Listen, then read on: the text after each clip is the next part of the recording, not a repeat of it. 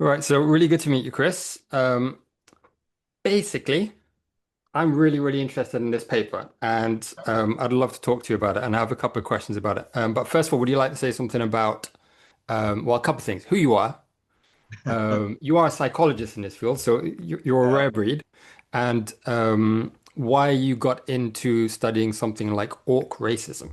Okay, yeah, that's a good question.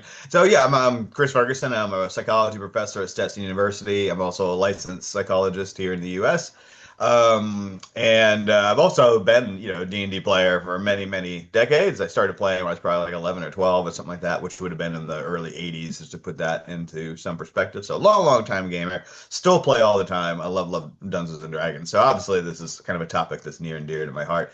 Um, and how I got involved with this, so I've done a lot of research on other media and technology topics. So I did a lot on like the violent video game debate and other kinds of media. I now do a lot on social media and smartphones and all that kind of stuff that everybody's kind of panicking over at the moment, so I kind of follow these, I guess moral panics, you could say, and try to look to see what the evidence says, around this.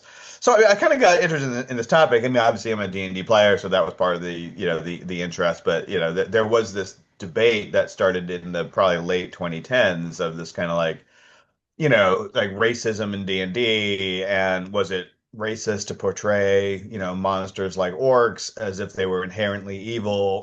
Did this play some role in racism in real life among D&D players? And, did, particularly, black players, were they traumatized? This is all kind of this narrative, right, that sort of evolved in the late 2010s. And it seemed at the time it was kind of pressuring Wizards of the Coast and other companies like Paizo, and that kind of stuff. They sort of like changed the game. Like, Paizo took slavery as a topic completely out of, Pathfinder.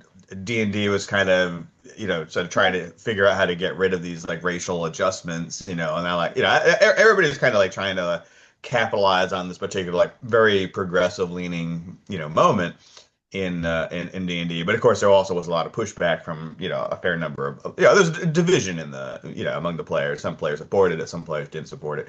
And that's kind of where I go. And this is all leading up to the 2024, whatever the hell we're calling this thing, 5.5, whatever. Nobody can decide what the hell this thing's called, but there's this reset sort of update to the fifth edition, that seemed to be at the time influenced by this sort of movement, and maybe now they've kind of backed away from that a little bit, but we can maybe talk about that. But yeah, so I was just curious if there's any like evidence to even like correlationally support this idea that like playing in sort of like a traditional, and by traditional I just mean all the way up to fifth edition, kind of like orcs are bad, what is that associated with like racism and real racist attitudes among players in real life?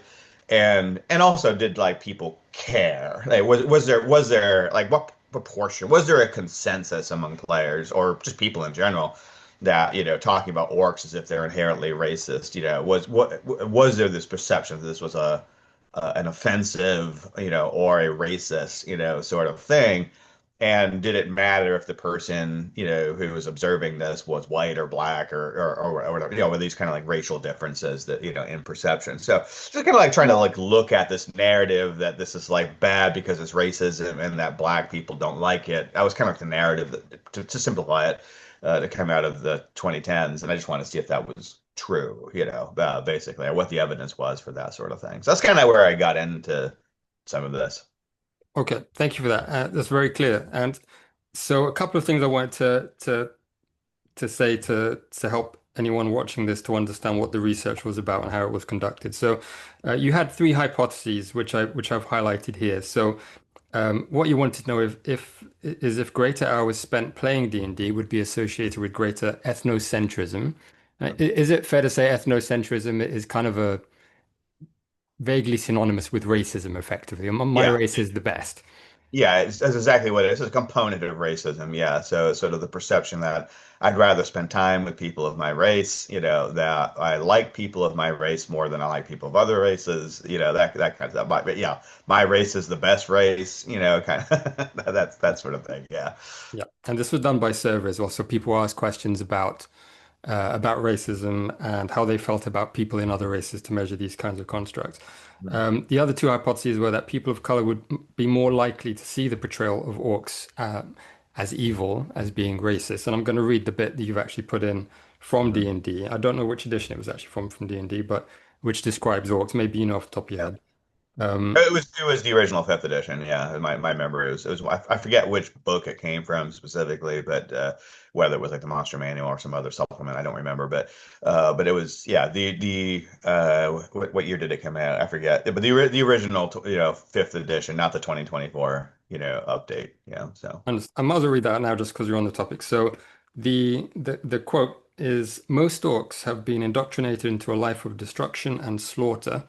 But unlike creatures who are by their very nature evil, such as gnolls, it's possible that an orc, if raised outside its culture, could develop a limited capacity for empathy, love, and compassion. No matter how domesticated an orc might seem, I thought domesticated was an interesting choice of word, but anyway, an orc might seem, its bloodlust flows just below the surface. With its instinctive love of battle and its desire to prove its strength, an orc trying to live within the confines of civilization is faced with a difficult task. And right. that's the quote that you gave to participants in this particular survey, right? Um, and just before we come to the results of that, you had a third hypothesis, which was actually based on something, a more positive narrative around D&D, which is that it might reduce the anxiety in players. And Right, right. was this an anecdotal piece of evidence that you've got that you wanted to test numerically, statistically, or was this something that you found research on before? Yeah, I mean, so some cases, D&D is used in therapy, right? There are specific kind of like geek therapies that use D&D, and this wasn't really assessing that, to be very clear. So this is, there is a general perception, right, that we engage in hobbies to reduce stress, and that things like Dungeons and Dragons or gaming, or and of course like knitting or gardening or whatever, that engaging in these hobbies could possibly reduce stress. So that's just kind of looking at a little bit of correlational evidence to see if that was, true. It was kind of like an easy thing to add in as long as I was already doing the study anyway. Yeah, makes sense. So, spoiler alert, no support for any of the three hypotheses. Not really, no. Good Um, news and bad news for everybody, right? Um, but there were some interesting tidbits that came out of it anyway, wasn't there? So one of the Yeah, things that I found interesting, and you picked up on definitely in this, was the difference between finding something offensive and finding yeah, something racist. Do you yeah, mind? Do you mind? I have the stuff in front of me, so obviously, if it's easier yeah, for me, I'm happy to yeah. read out the relevant bits. But do you want to say something about what you found there? Yeah, so and of course I'm trying to remember my own study from a couple years ago, but because I haven't read it recently, my memory is terrible. But no, my memory is that essentially when you ask people, you present. So what I did as I recall is I gave people this sort of presentation and I asked them a bunch of different questions about it, but I sort of embedded in those questions were several questions about like do you find this to be offensive, is this it's kind of like along those lines, and basically the gist was most people didn't find, a small number did, but most people didn't find, this depiction that you read to be particularly offensive, right? And it didn't matter if they were black or white or anything, so there wasn't any racial difference, so it's not like, black people were hearing about orcs and going, that sounds like me, that wasn't happening, which seemed to be what the narrative was, that people were saying is that like, black players are going to read this description and think it's preparing obliquely to them. That didn't seem to be the case. And then when we asked some other things, there were actually some distractor questionnaires there in there too, so kind of like make it harder for people to guess the hypotheses. We kind of did that on purpose, right? Because we didn't want like false positives and stuff. And then then I kind of came around again at the end and presented the same description, and then at this point asked more bluntly, like, is this do you find this to be like a racist depiction? And then the number was still a minority, but it increased, so more people described it as racist than described it. I think it was maybe in like the 30% described it as racist, where it was like 10% who described it as offensive, and such. And so that opens up like multiple, like, well, why is there this, this discrepancy in the percentage of people, and and just to give like a steelman approach to like there's one theory that I kind of think is probably more true, but I'll steelman the other one. And the other, one theory that I don't endorse, but people might say maybe they're right. Just because I don't endorse it doesn't mean they're not right. Might be that, well, maybe people um, you know, are not offended by racist stuff. So in other words, they think it's funny. It's racist. They know it's racist, but they think it's funny or it's amusing or they don't care or whatever. That I mean, I don't find that argument persuasive myself, just because the literature on like racism and humor and that kind of stuff is that people that there you don't generally find that discrepancy that when something is racist, usually people don't like it. You know what I mean? Like, that. So I think the more persuasive argument that I think, but people are free to disagree with me, of course, is the sense of like when people get asked about racism, they tend to assume it must be racist. Otherwise, why would you have asked? So I think just asking the question primes the response that if you have to ask is something racist, it must be racist.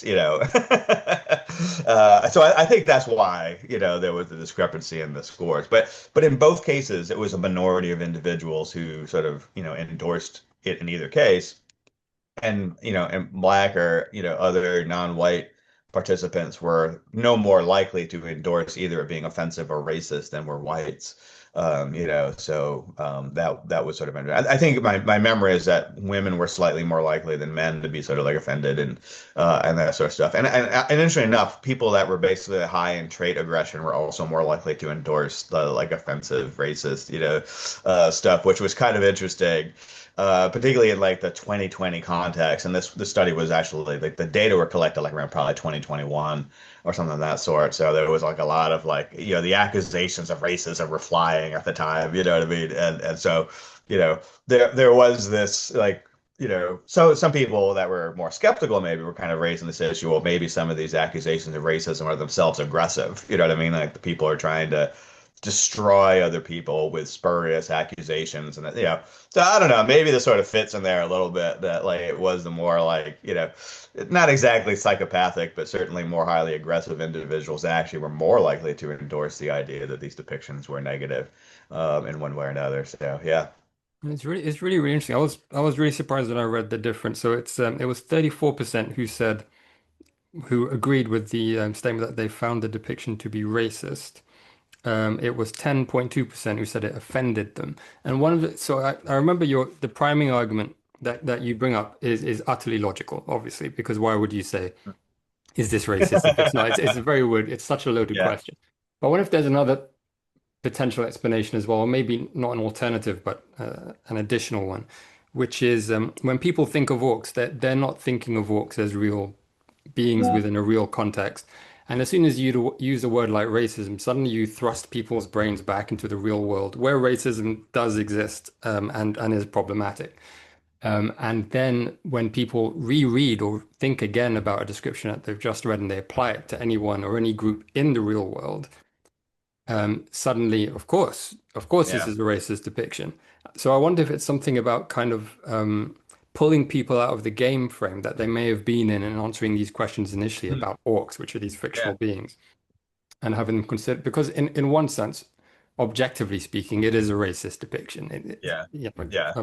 uh, there's basically no denial of that. The question is effectively, is it racist when you apply it to orcs? Yeah. Um, Yeah. so I don't know if you have any thoughts on that possibility before I ask you the humdinger question. What I think is the Okay, humdinger. yeah, yeah, okay. No, I think I think that's possible. I think it's all plausible. I mean, right, this is all like, correlational data. So, we need more research really kind of tease apart, exactly, what's going on. Because I mean, exactly what you're saying is true, right? That if you were to say, yeah, and I'm just going to use like, I'm Irish American, so I'll just use my group. If you were to say that about like the Irish, right? The Irish have this like bloodlust, like lurking under the surface, and if you can domesticate them, they're still gonna be like, rabble rousing chaos agents or whatever, you know what I mean? Like, which is probably largely how the British historically have felt about the Irish, right?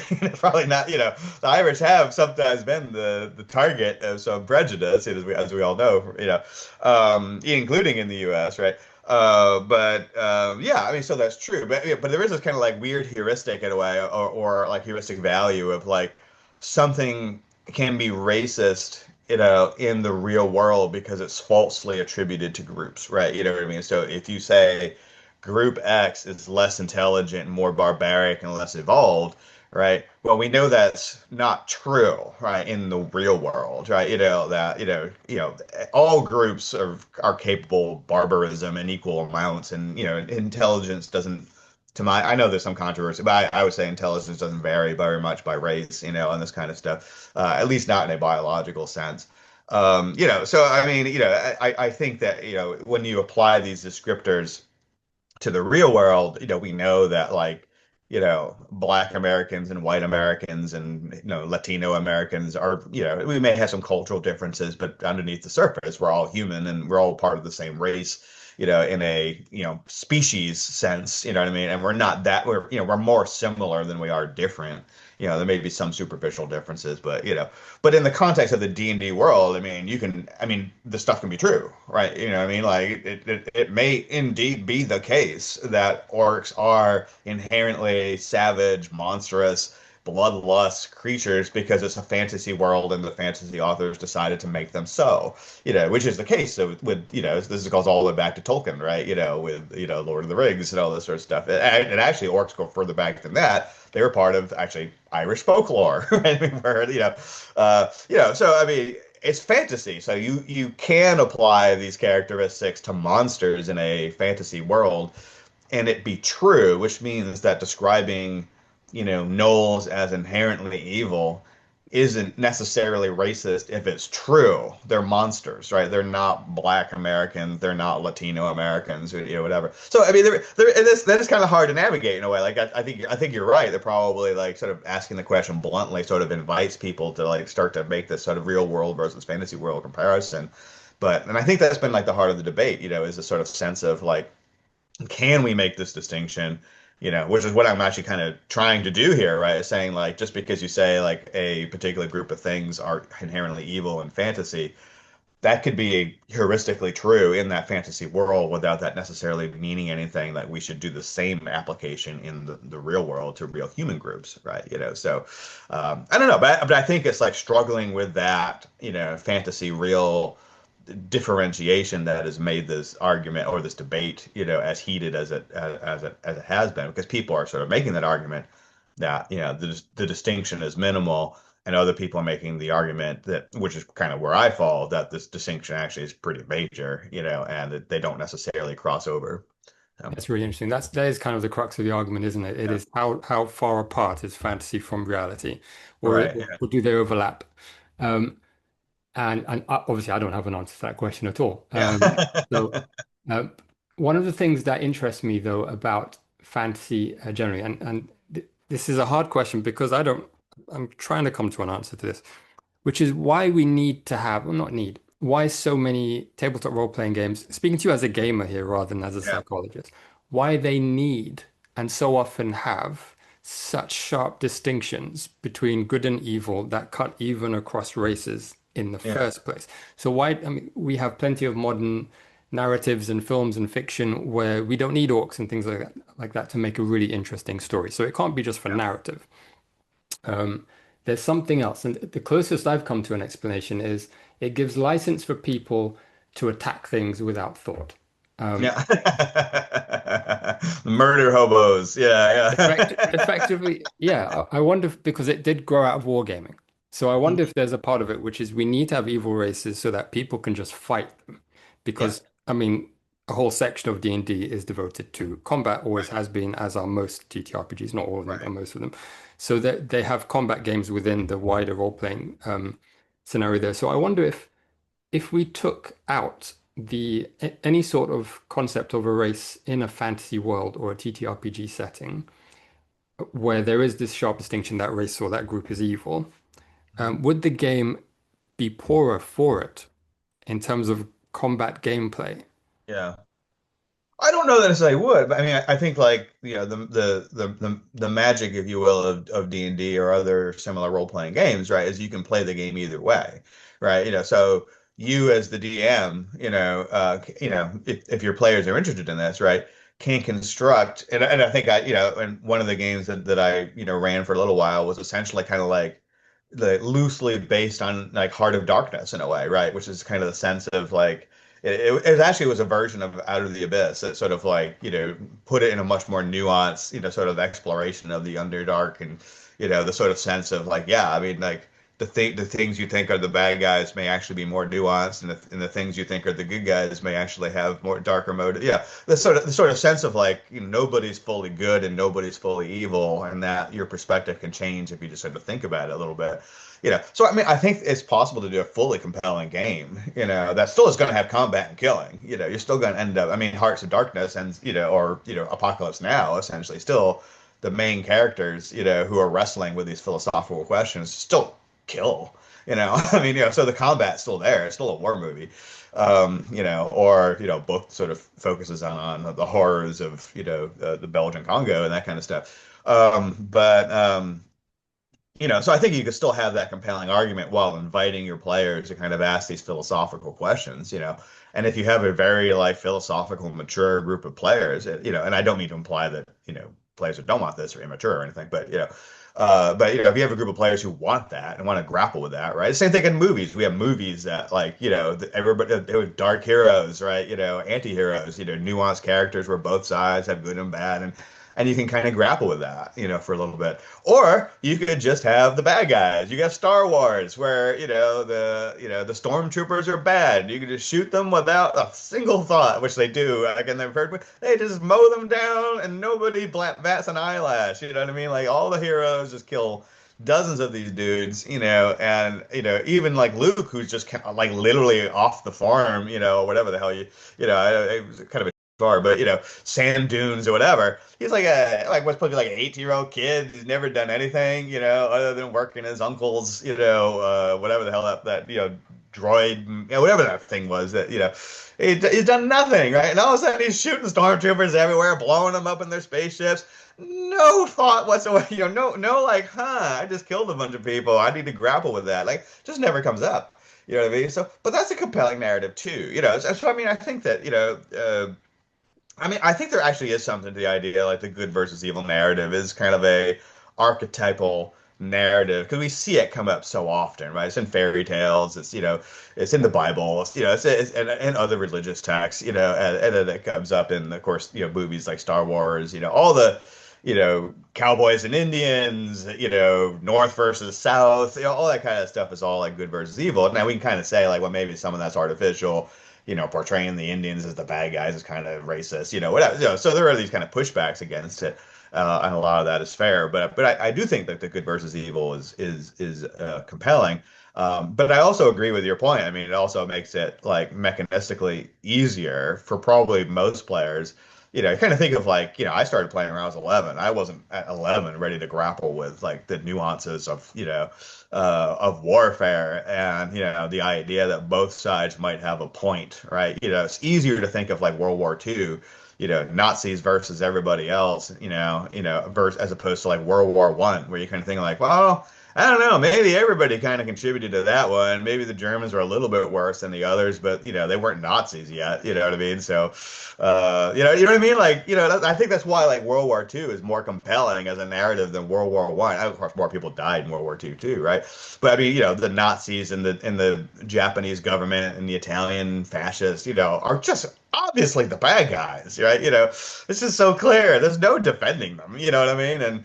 And sure, like we have the Soviets on our side, and they're maybe not so good either. But the Brits and the French and the Americans and the Canadians, who doesn't love Canadians? You know what I mean? Like, so it has this much more compelling narrative of good versus evil than like World War One, or a lot, or the Civil War, North versus South. I mean, the South was fighting for slavery. They're clearly the bad guys. You know what I mean? So I think that's a compelling narrative, again, more than like the War of 1812, where, I don't know, which is kind of a mess, it's fought over economics, basically who could fish where and this kind of stuff, no Th- th- good guys or bad This, guys in that. this has become a super wide-reaching interview here. We're covering lots of I wars and babble different. on now. Probably as I get older too, it's getting worse. The dementia's kicking in, so I'm off. But no, my point being, I'm sorry. Yeah, I'm taking your hint and bringing it back to your question. Is the sense of I think the good versus evil narrative is compelling, and particularly like for new players. I mean, I think it just works better for new younger players to like, yeah, you just learn to roll the dice and you kill the monsters, you take their treasure, right? And then you get levels, you have more magic, more ability to fight, whatever. You kill bigger monsters, you take their treasure, and that's just kind of like, the thing that goes on. And after a while, maybe some people are happy to do that for 50 years, and there's nothing wrong with that. And then, other people might be like, I want to do that sometimes, but I also want to like grapple with like bigger questions and, and have bigger narratives and have more character development. And I don't want to be a murder hobo. I want to like wrestle with, the idea that maybe the orcs have a point. Maybe they're not good, but maybe, they have their reasons. Humans are encroaching on their land or something of that sort. And you can put it into that kind of context as well. So, and I think like, yeah, even like video games like World of Warcraft kind of like, do kind of work with that a little bit, right? I've never really played a lot of World of Warcraft, but yeah, they have there's the two sides, right? But they're not exactly either both good or evil, right? I mean, there's sort of the sense of like one is maybe a little gooder than the other one, but I don't think it's more nuanced a little bit. So some people are going to be drawn to that, and some people are going to just want to kill orcs, a bunch. Again, it's not that there's a right or wrong way to play. It's just that the great thing is that we have the flexibility to play D&D in either of these ways, or Pathfinder, or Stars Without Number, or whatever, that people are playing. It's just flexible. You can make the world whatever you want to make it. So is it fair to say in conclusion, as a result of the research that you've done so far in your career, and I recognize a lot of that was in video gaming, and it's Yeah, relatively small in TTRPGs. I mean, across the board, not just in your career, obviously, just across the board. yeah, The outcome would be currently there's no evidence that D&D playing makes you a poorer person or a better person. yeah. It Probably true. Yeah, I think so. Yeah. Which is That's true very for most important. media, right? I mean, it's not, it's the stuff really at the end of the day is just fun. You know what I mean? Like, and it doesn't, necessarily, again, there may be some specific applications. Like I said, sometimes D&D is used in therapy, and I think that can be wonderful.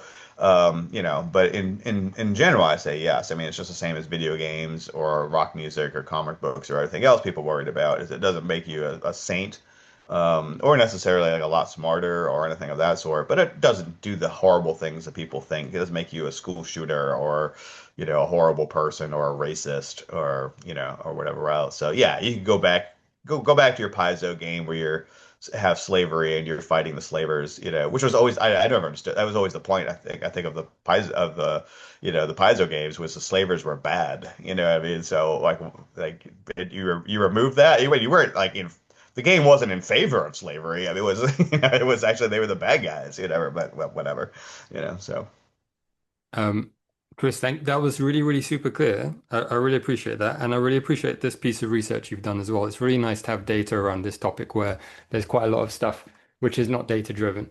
And yeah, yeah. I hope there's more in the future. So thank you very Cool. much for your time. Really, really appreciate it. Absolutely. This was a lot of fun. I appreciate you having me today.